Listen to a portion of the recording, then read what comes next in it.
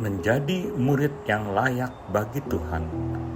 Renungan diinspirasi dari Injil Matius bab 10 ayat 34 sampai dengan bab 11 ayat 1. Pada suatu hari Yesus bersabda kepada ke-12 murid-Nya, "Jangan kalian menyangka bahwa aku datang untuk membawa damai di atas bumi. Aku datang bukan untuk membawa damai, melainkan pedang. Sebab aku datang untuk memisahkan orang dari ayahnya, anak perempuan dari ibunya, menantu perempuan dari ibu mertuanya, dan musuh orang ialah seisi rumahnya. Barang siapa mengasihi bapa atau ibunya lebih daripadaku, ia tidak layak bagiku. Barang siapa mengasihi putranya atau putrinya lebih daripadaku, ia tidak layak bagiku. Barang siapa tidak memikul salibnya dan mengikuti aku, ia tidak layak bagiku. Barang siapa mempertahankan nyawanya, ia akan kehilangan nyawanya. Dan barang siapa kehilangan nyawanya demi aku, ia akan memperolehnya kembali.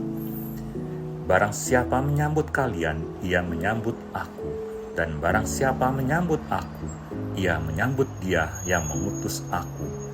Barang siapa menyambut seorang nabi sebagai nabi, ia akan menerima upah nabi. Dan barang siapa menyambut seorang benar sebagai orang benar, ia akan menerima upah orang benar. Dan barang siapa memberi air sejuk secangkir saja kepada salah seorang yang kecil ini, karena ia muridku, aku berkata kepadanya, sesungguhnya ia tidak akan kehilangan upahnya." Setelah Yesus selesai mengajar ke-12 rasul-Nya, ia pergi dari sana untuk mengajar dan memberitakan Injil di dalam kota-kota mereka. Demikianlah sabda Tuhan. Terpujilah Kristus.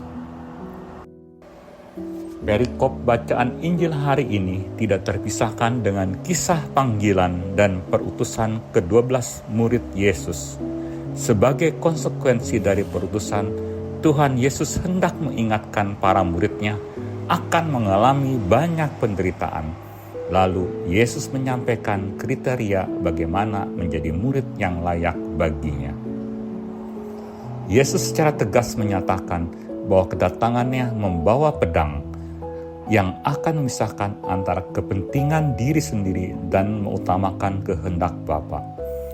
Ini semua disampaikan pada awal perutusan agar menjadi bekal bagi para murid-Nya untuk tugas perwartaan kabar gembira. Pesan ini sesungguhnya juga menjadi pesan buat kita semua para pengikut-Nya di zaman sekarang. Dengan tegas Yesus meminta kita untuk mengutamakan Dia dibandingkan siapapun, juga termasuk keluarga terdekat. Kita pun diminta siap memanggul salib penderitaan selama kita berada di dunia ini, bahkan dengan nyawa kita sendiri sebagai tanggungannya. Ia pun meminta selalu mengutamakan cinta kasih kepada sesama. Hal ini semua harus dilakukan supaya kita menjadi layak diterima sebagai murid-Nya, dan pada saat nanti kita akan disambut dalam kerajaan-Nya yang kekal. Belajar dari kisah hidup Santo Bonaventura yang kita peringati pada hari ini, kita tahu bahwa Bonaventura selalu meneteskan air mata pada saat naik ke panti imam, karena ia begitu hormat akan peristiwa salib. Ada ungkapan dari Santo Bonaventura yang patut kita renungkan. Ketakutan akan Allah merintangi seseorang untuk menyukai hal-hal yang fana, yang mengandung benih-benih dosa. Kesombongan biasanya menggilakan manusia karena ia diajar untuk meremehkan apa yang sangat berharga seperti rahmat dan keselamatan, dan menjunjung tinggi apa yang seharusnya dicela seperti kesia-siaan dan keserakahan.